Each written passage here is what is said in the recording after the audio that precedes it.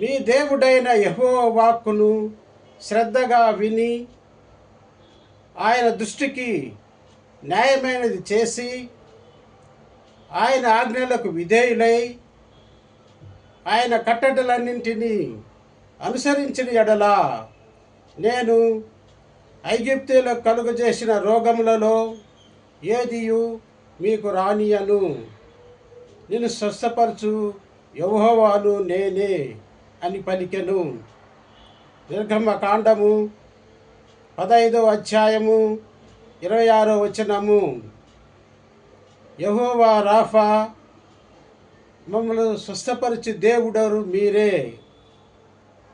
ప్రభువా, మీకే ఆరాధన, మీకే స్తుతి స్తోత్రములు. ప్రభువా, మాకు శారీరక స్వస్థతను, మానసిక స్వస్థతను మరియు ఆధ్యాత్మిక స్వస్థతను ప్రసాదించండి. ఆమెన్.